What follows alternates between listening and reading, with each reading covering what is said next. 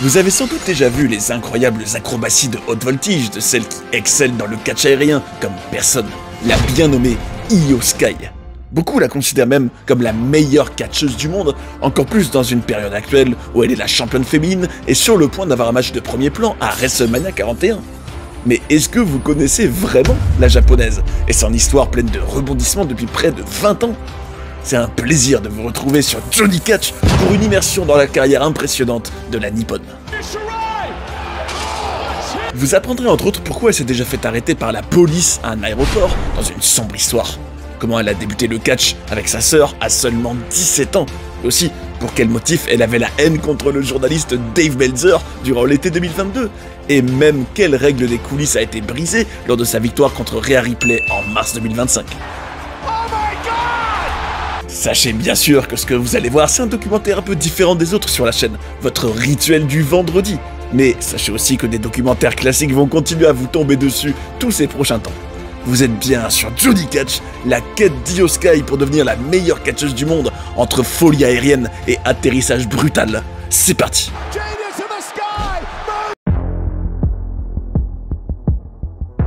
Mes amis, je vais vous dire une chose, le parcours d'Io Sky, anciennement Io Shirai aussi, et même d'autres noms vous allez voir, il est particulièrement étonnant.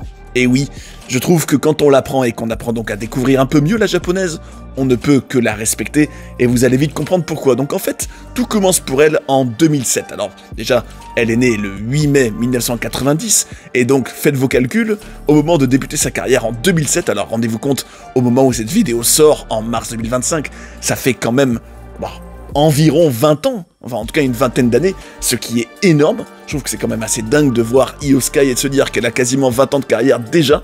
Donc rien que ça déjà c'est quand même quelque chose de particulièrement atypique je trouve. Et son vrai nom c'est Masami Odate. Et première grande chose à savoir sur le début de carrière de celle donc qui est devenue Io Sky bien plus tard, c'est qu'elle a débuté le catch aux côtés de sa grande sœur qui s'appelle Mio et qui a 2 ans de plus qu'elle. Donc quand même, je trouve que c'est beau. C'est quand même pas tous les jours qu'on voit ça dans le catch. Ça rappelle un peu, vous savez, les Hardy Boys, Jeff et Matt Hardy, mais en version japonaise et féminine du coup. Donc avec Mio, elles vont donc catcher ensemble en tag team régulièrement pendant plusieurs années. À noter aussi que ce qui caractérise Io Sky dès le tout début de son parcours, forcément, c'est qu'elle a un gabarit assez petit. Elle fait 1m56 pour 55 kg et surtout, vous verrez que quand elle arrivera à la WWE, en fait, elle fera partie tout simplement des plus petites catcheuses de taille de la division. Petite par la taille, mais grande par le talent, comme vous allez voir. Et donc, au moment de commencer sa carrière, elle devient Io Shirai. Alors là, vous pouvez vous demander, Io Shirai, d'où ça sort ça? Qu'est-ce que ça veut dire? Alors, tenez-vous bien.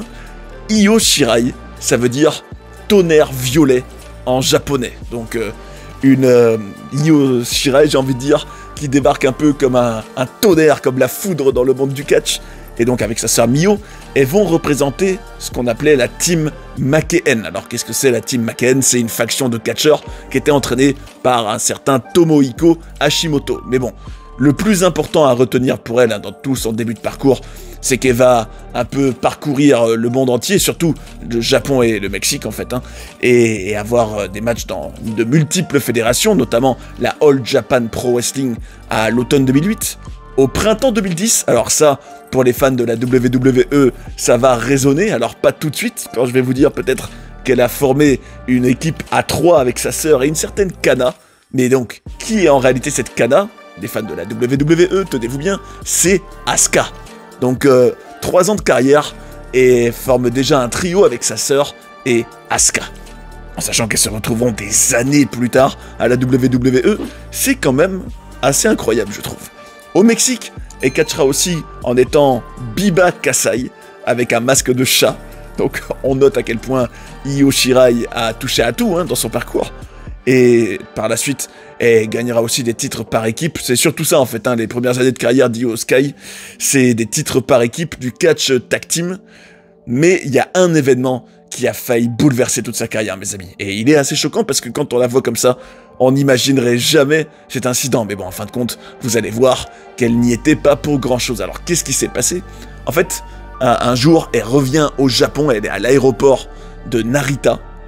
Et là-bas, elle se fait arrêter par la police. Pourquoi? Pour quel motif?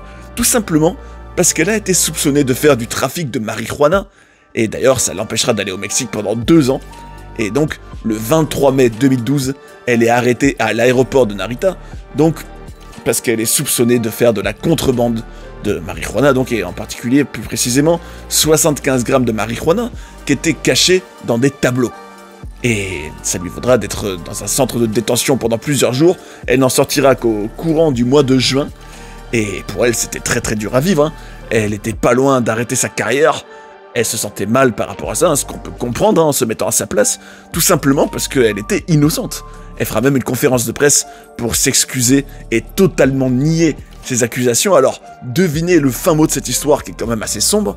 En réalité, c'est un peu comme si elle avait été un instrument dans une quête de vengeance, ou plutôt une vendetta personnelle entre d'autres personnes.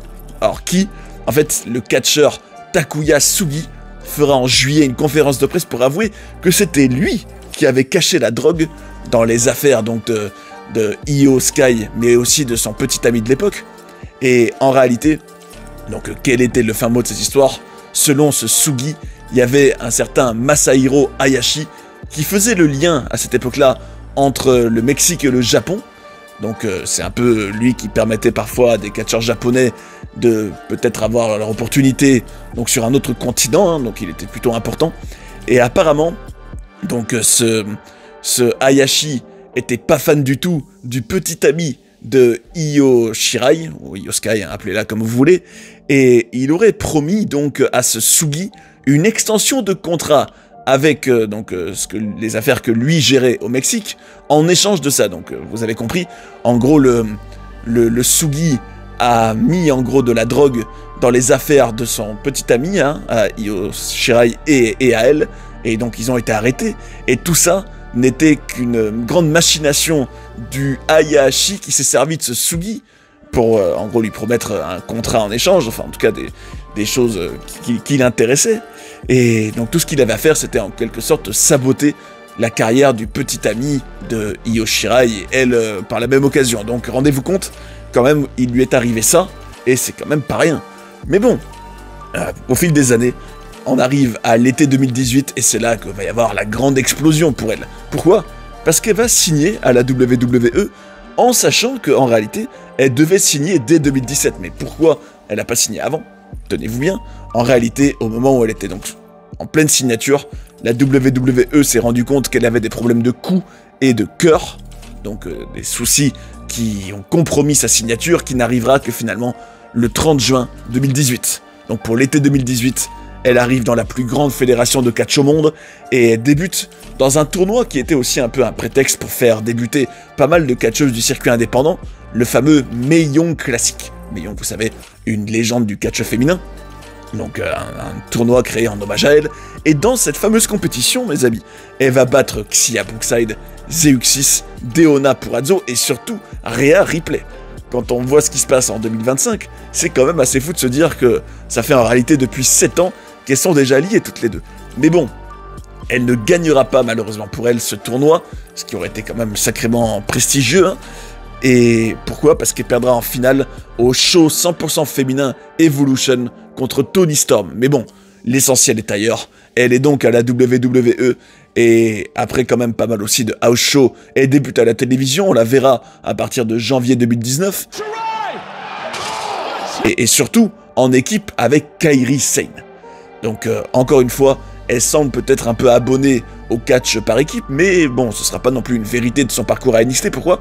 Parce qu'au TakeOver New York d'avril 2019, elle aura la chance de participer à un Fatal 4-Way pour le titre féminin contre Bianca Belair, et oui, déjà elle, Kairi Sane et la championne Shayna Baszler.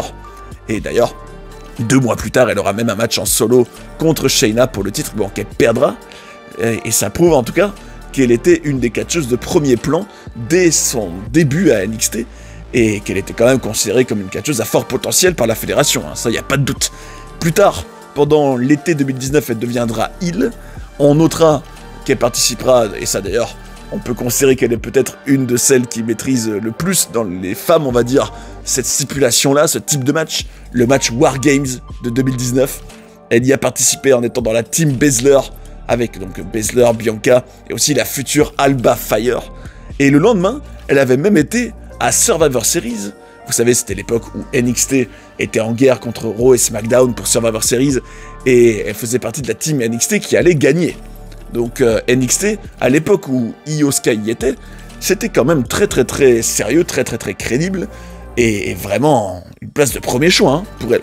Surtout, ça coïncide bien sûr avec la période où NXT va avoir une plus grosse diffusion, et donc ça pour Io Sky, c'était une bénédiction. Même si ça n'empêchera pas un jour, alors ça c'est une anecdote, bon il vaut mieux en rire, même si en soi c'est quand même sacrément raciste, c'est en gros un fan qui lui avait déjà crié dessus de retourner en Chine. Une anecdote bon, qui n'empêchera pas Io Sky de triompher à NXT, hein, puisque d'ailleurs on apprendra que Triple H était vraiment fan d'elle, et ça se vérifie encore de nos jours j'ai envie de dire, et au printemps 2020, elle affrontera même Charlotte Flair, ce qui était un de ses grands dream matchs à Io Sky, pour le titre NXT, qu'elle finira par gagner en juin, en battant donc Charlotte et Rhea Ripley. Donc assez fou de se dire que Io Sky, quand même, contre notamment un gros nom comme Charlotte Flair, est devenue la championne d'NXT, à peine, on va dire, même pas 2 ans après sa signature avec la WWE. Et ça, c'est tout à son honneur. Elle aura par la suite donc un règne de 304 jours, hein, ce qui est quand même un long règne, presque un an, à quelques semaines près on va dire, pendant lequel donc elle aura de multiples défenses de titre, et il durera surtout jusqu'à Stand and Deliver, vous savez c'est un peu le WrestleMania de NXT ça, donc en avril 2021, où elle perdra contre Raquel Gonzalez. Et par la suite, elle reviendra dans la division féminine, donc avec Zoe Stark cette fois-ci, pas avec Kairi Sane, qu'elle aura l'occasion de recroiser, vous allez voir. Et bon, on va dire que là, finalement, ça fait plusieurs années qu'elle est à NXT, qu'elle a certes des matchs de premier plan, qu'elle a l'occasion de prouver tout son talent dans le ring. D'ailleurs, donc en avril 2022, à Stand and Deliver, elle perdra contre la championne Mandy Rose, Cora Jade et encore cette future Alba Fire, mais là, elle va s'absenter. Et là, tenez-vous bien, il y avait des rumeurs sur le web, on va en parler juste après de ça, et on savait pas trop, on se disait, est-ce que Io Sky est à bout d'être à NXT? Est-ce que pour elle ça a duré trop longtemps? Est-ce qu'elle a hâte du roster principal? Elle qui a quand même pu prouver qu'elle prend des gros risques dans le ring, qu'elle est quand même très forte hein, dans le ring, ça c'est indéniable. Alors, qu'on aime ou pas son comportement, par exemple dans ses entrées, qui peut peut-être paraître parfois un petit peu exubérant, ou d'en faire un peu trop, ou d'être un peu, peut-être, excentrique, quoi qu'on pense de ça, on ne peut que nier qu'elle prend on ne peut que reconnaître qu'elle prend d'énormes risques en termes de santé, en termes on va dire de performance physique, quand elle est entre les cordes. Et beaucoup de fans, y compris une grande portion des fans sur le web, la considèrent tout simplement comme la meilleure catcheuse du monde. Alors quelle suite pour elle, à partir donc, on va dire de l'été 2022? Est-ce qu'elle va enfin avoir l'occasion d'aller plus haut? Est-ce qu'on est vraiment à un carrefour de sa carrière? Va-t-elle peut-être penser à retourner au Japon pendant un certain temps, en voyant qu'en Amérique, elle n'est peut-être pas traitée à sa juste valeur? En tout cas, après plusieurs années de NXT, vous aurez toutes les réponses dans le prochain chapitre.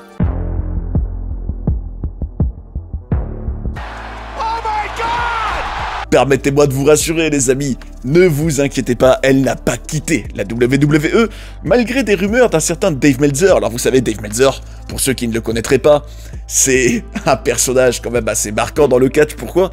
C'est tout simplement le fameux type qui met toutes les étoiles au match, qui est soi-disant un expert de la WWE et d'autres fédérations, hein, qui a un peu ses fédérations préférées, ce Dave Meltzer. Et c'est vrai que il est souvent considéré comme une sorte de média de référence dans le divertissement sportif. Et qu'est-ce qu'il avait fait, Dave Meltzer, à l'époque? En fait, alors qu'elle était sur le point de revenir à la WWE, après donc une absence liée à une blessure, il disait que Io Sky pensait à retourner au Japon si elle n'avait pas un deal pour entrer dans le roster principal, qu'apparemment elle avait envie de ça, en tout cas qu'elle considérait qu'il était temps pour elle de franchir un cap et d'aller au-dessus. Et ça, c'est quelque chose que Io Sky n'a pas du tout apprécié, puisque à propos de ça, elle avait écrit un message en disant « rumeur » avec un emoji qui vomissait. Donc on imagine que toutes les spéculations du Meltzer n'ont pas plu à la japonaise. Et justement, la réalité lui donnera tort, puisqu'elle n'a pas du tout été au Japon. Non, non, non. Elle est revenue, et ça coïncidait d'ailleurs, et ça lui a, on va dire, particulièrement réussi, avec, on va dire, l'ascension de Triple H au pouvoir créatif de la WWE. Vous savez, l'été 2022, c'est la fameuse période où Vince McMahon s'est trouvé dans la panade, et où Triple H a en quelque sorte pris le relais de tout ce qui est créatif à la WWE. Alors Triple H, lui, qui a donc été le cerveau derrière NXT toutes ces années, était forcément le plus heureux de pouvoir mettre en avant tous ces poulains, et notamment Io Sky. Et c'est ce qui va arriver à SummerSlam 2022, qui représente un peu ce premier show de l'ère Triple H. Hein. Bon, après, c'est vrai qu'on nous l'a vendu comme commençant à WrestleMania 40, et qu'elle a commencé en réalité en 2024, mais le fait est que dès l'été 2022, Triple H, The Game, le King of Kings, était aux commandes du créatif. Et un des premiers actes qu'il a donc fait en tant que responsable créatif, c'est de faire débuter Io Sky en équipe avec Bayley et Dakota Kai à SummerSlam pour former ce qui deviendra Damage Control. D'ailleurs, je trouve qu'on peut considérer, dites-moi dans les commentaires si vous êtes d'accord, que peut-être que Damage Control pour les femmes et Judgment Day pour les hommes, même s'il y a aussi Rhea Ripley, c'est sûr, c'est peut-être un peu les deux factions qui, à mes yeux, représentent vraiment l'avènement de Triple H au pouvoir créatif, et qui sont peut-être un peu ses deux factions préférées, j'ai l'impression en tout cas. Et ça va d'ailleurs réussir à Io Sky, parce que avec Dakota Kai, elles seront championnes par équipe quelques semaines après, et surtout vous noterez que c'est à partir de ce moment-là qu'elle devient Io Sky, donc il n'y a plus de Io Shirai, ce qui était quand même le nom qu'elle avait eu très souvent depuis 2007, et pour elle c'est quand même une révolution, hein, après tout ce temps, elle change de nom. Et on imagine que c'est bien sûr lié au mot Sky, vous savez, ça veut dire ciel en anglais, elle qui est peut-être la spécialiste du catch aérien, avoir le nom en gros Io Ciel, ça implique un peu l'idée qu'elle maîtrise tout ça. D'ailleurs, elle est souvent surnommée Genius of the Sky, le génie du ciel. Et dans tout ça, donc, elle va être souvent avec Damage Control, et une fois de plus, on la verra dans un match War Games. On peut considérer qu'à ce moment-là, elle est encore dans du catch par équipe très souvent, avec ses nouvelles acolytes, on va dire. Et ça aboutira par exemple à un match à WrestleMania 39 contre Becky Lynch, Trish Stratus et Lita. Hein. Donc moi je trouve que c'est quand même un match de premier plan pour elle. C'est quand même vraiment valorisant de se retrouver dans le show le plus important de l'année contre une des, on va dire, des stars de la division féminine comme Becky Lynch et deux légendes du catch féminin comme Trish et Lita. Donc franchement, c'était une superbe manière pour elle de débuter à WrestleMania. Et par la suite, elle aura même une opportunité pour le titre féminin contre Bianca Belair à Backlash Porto Rico. Bon, elle ne réussira pas à gagner malheureusement pour elle, mais c'est pas pour autant que sa montée en puissance va s'arrêter, parce que le 1er juillet 2023, elle deviendra Miss Money in the Bank. Vous savez, la fameuse mallette qui lui permettrait d'avoir une opportunité pour le titre de son choix à tout moment, et Io Sky ne va pas se faire attendre longtemps, puisqu'à SummerSlam, à peine quelques semaines après Money in the Bank, elle va faire le cash-in sur Bianca Belair et devenir championne féminine, alors que Bianca venait de battre Asuka et Charlotte Flair. D'ailleurs, à cause de Io Sky, Bianca a eu le règne le plus court de l'histoire, en tout cas un règne vraiment très court, puisque ça aura duré que 10 secondes avant que Io Sky vienne faire son cash-in. Et par la suite, elle aura des défenses de titre, notamment contre Asuka, Charlotte Flair et Bianca. Et tout ça aboutira en réalité à ce qu'on pourrait appeler l'implosion de Damage Control, mes amis, le fameux clan, tout comme d'ailleurs le Judgment Day en parallèle, quasiment, puisque à WrestleMania, elle perdra contre Bayley, celle qui était quand même censée être sa collègue depuis tout ce temps, et qui était donc la gagnante du Royal Rumble.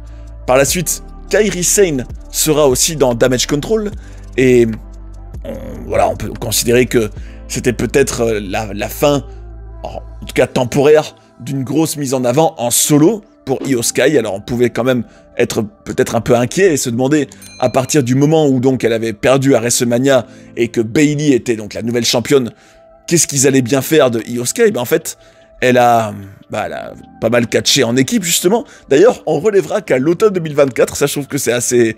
il vaut mieux en rire, franchement. Je trouve que c'est quand même un peu abusé d'en faire un scandale. Surtout que, faut prendre ça comme de l'humour d'un heel, mais bon, c'est vrai que ça a peut-être heurté la sensibilité de certaines personnes. Donc, on peut se mettre à leur place et comprendre de quoi je parle concrètement. En fait, à l'automne 2024, il y avait une petite controverse dans laquelle Io Sky était mêlée. Pourquoi? Parce que, alors qu'elle était avec Kairi Sane en train de parler à Adam Pearce, General Manager de Monday Night Raw, vous savez, juste après, t'avais Carlito qui disait qu'il devait apprendre le chinois, après donc avoir vu Sky et Sane. Sauf que elles sont pas chinoises, elles sont japonaises. Donc ça pouvait paraître un peu comme du racisme. Et d'ailleurs, c'est un passage qui a été coupé dans le replay de ce show-là. Donc quand même, la WWE ne voulait pas que, on va dire, sa fanbase japonaise, ou pas forcément japonaise, se sente insultée par ça, et encore moins les fans d'Io Sky. Alors là, on pouvait se demander, après donc cette perte de titre à WrestleMania, et on va dire cette accumulation de matchs par équipe au fil du temps, donc une division tag team dans laquelle elle semble sans cesse revenir, on pouvait se demander, est-ce que Io Sky allait stagner?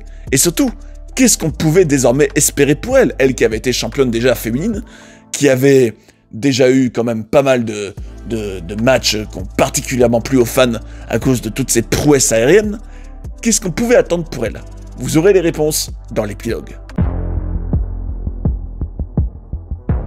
Et l'épilogue du parcours d'Io Sky, mes amis, nous mène au présent, mars 2025, où on peut dire qu'on a vécu peut-être le nouveau gros temps fort de sa carrière. Pourquoi? Parce qu'en mars 2025, donc, elle a eu un match contre Rhea Ripley, la championne féminine, et elle est devenue championne. Donc une grande victoire, un nouvel accomplissement marquant pour la japonaise, donc à une période en plus où on est en pleine road vers WrestleMania, et on peut considérer que c'était quand même un sacré choc, mes amis, parce que, rendez-vous compte, on est donc en pleine route vers le show le plus important de l'année, et d'un coup, elle devient la nouvelle championne. Et ça, c'est quand même le signe qu'elle risque d'être impliquée dans un match de premier plan à WrestleMania 41, ce qui est quand même génial pour elle, et ce qui sera aussi quand même non pas une grande première, parce qu'elle avait quand même eu ce match contre Bayley, mais en tout cas, on peut peut-être se dire que si c'est contre Bianca, ou alors si c'est contre Bianca et Rhea Ripley, qu'elle est peut-être, en tout cas avec ces deux autres-là, un des tout plus gros noms de la division féminine actuellement. D'ailleurs, figurez-vous qu'il y a une anecdote assez marrante autour de la victoire d'Io Sky contre Rhea Ripley. En fait, il y avait tellement, alors c'est quand même bon signe, ça montre quand même à quel point elle est appréciée en coulisses, il y avait tellement de hype de la part de ses collègues catcheurs, donc en backstage pour son match contre Rhea Ripley, que exceptionnellement, Triple H a accepté, et c'est une règle qui a donc été brisée juste pour le match d'Io Sky contre Rhea Ripley. En gros, il a brisé la règle et les catcheurs et catcheuses ont tous pu assister à ce match, enfin du moins le regarder, en gorilla position. Vous savez, c'est le fameux endroit, un peu comme une sorte de sas, juste avant qu'on arrive sur le stage, en tout cas qu'on arrive dans l'arène, la petite zone dans laquelle aussi Triple H et en général les officiels regardent le show sur leur moniteur. Donc en général, c'est une zone qui est quand même assez réservée à toutes les personnes les plus importantes de la fédération. Mais ce soir-là, il y avait tellement d'engouement autour de ce match entre Io Sky et Rhea que Triple H a laissé tout le monde regarder le match en gorilla position. Ce qui est quand même signe à quel point, en gros, tout le monde était excité pour cette affiche. D'ailleurs, au moment où Io Sky est revenue des vestiaires, il y avait une grande célébration pour elle, beaucoup de joie. Donc, ça nous laisse largement penser que Io Sky est populaire dans les vestiaires. D'ailleurs, vous serez étonné d'apprendre que... Alors, devinez, avec qui elle voyage entre les villes, et avec qui elle prend l'avion notamment. Alors, c'est assez étonnant, vous auriez pu me dire, peut-être c'est une Kairi Sane, ou peut-être que c'est un Shinsuke Nakamura, qui sait. Mais non, c'est Akira Tozawa. Rendez-vous compte, Akira Tozawa est celui avec qui Io Sky voyage toujours. Et en tout cas, on arrive donc en mars 2025 dans le présent, et j'en viens quand même à vous dire quelques pistes, en tout cas quelques questions, quelques doutes qu'on pourrait peut-être avoir, alors que WrestleMania 41 approche à grands pas. Alors c'est vrai que d'un côté on pourrait se dire, elle, qui a voulu donc depuis le début de sa carrière, d'abord être la meilleure catcheuse du Japon, puis elle est allée à l'international pour devenir la meilleure catcheuse du monde, et aux yeux de beaucoup, elle l'est devenue, mais pour autant, on peut se demander si, à l'aube donc de WrestleMania 41, elle n'est pas un peu un figurant ou une figurante dans la rivalité, on va dire, la plus épique, et surtout celle qui générerait peut-être le plus d'intérêt entre Rhea Ripley et Bianca Belair. On a l'impression qu'elle est peut-être un peu une actrice secondaire dans le film entre Bianca et Rhea à ce moment-là. Et d'ailleurs, l'interview qu'elle avait eue avec Michael Cole, qui était en réalité devenue une confrontation entre Bianca et Rhea, l'illustre bien. Et on peut peut-être être inquiet et se demander si Io Sky ne va pas être dans l'ombre de ces deux énormes noms de la division féminine. Et est-ce que ça va peut-être gâcher ses rêves de faire un des matchs les plus importants de WrestleMania? Est-ce que, en réalité, ça ne l'empêchera pas de briller quand même ces prochaines semaines? C'est des vraies questions auxquelles on a hâte d'avoir des réponses, mes amis, et ça n'empêche pas que son parcours est tout à fait admirable, je trouve, et on peut considérer que, après moult rebondissements, après avoir quand même débuté sa carrière en 2007, ce qui fait très longtemps, et avoir quand même parcouru le monde entier et eu l'occasion à travers de nombreux matchs de prouver tout son talent dans le ring en termes de haute voltige et en termes d'acrobatie, que oui, Io Sky a réussi à devenir une des meilleures catcheuses du monde, et on lui souhaite bien sûr de continuer à vivre tous ses rêves, et qui sait, peut-être qu'un jour, elle fera un main event de WrestleMania elle aussi. C'est vrai que quand on voit son parcours, ce serait peut-être son plus bel accomplissement. Et c'est ainsi que se termine notre documentaire sur Io Sky. On a pu le voir, la japonaise a un sacré parcours où son rêve de devenir la meilleure catcheuse du monde a été mis à rude épreuve. Mais ça ne fait aucun doute qu'elle a réussi à être une pionnière du catch féminin, et on espère pour elle qu'elle continuera à écrire l'histoire à quelques semaines de WrestleMania 41. Quoi qu'il en soit, j'ai quand même un débat à vous proposer. À vos yeux, est-elle une aussi grande star qu'une Bianca Belair ou une Tiffany Stratton par exemple? Venez en parler dans les commentaires, je suis bien curieux d'avoir votre avis. En tout cas, vous le savez, chaque vendredi, j'ai le plaisir de vous retrouver pour un documentaire concept sur une des superstars actuelles, alors allez-y dans les commentaires, lâchez-vous. Qui vous avez envie de voir comme le centre du prochain documentaire vendredi prochain? Ce sera intéressant de voir lequel ou laquelle des catcheurs actuels suscite le plus votre intérêt en ce moment, et surtout de partager nos ressentis, parce que tout ça, c'est le catch comme on l'aime. D'ailleurs, si vous avez envie de regarder un documentaire sur un personnage extraordinaire comme l'Undertaker, cette playlist est faite pour vous. Ou sinon, allez ici pour découvrir plein de controverses et coulisses de la WWE. J'espère que vous avez passé un bon moment, et je vous invite à rester sur Johnny Catch pour voir d'autres vidéos. A tout de suite. Acknowledge me!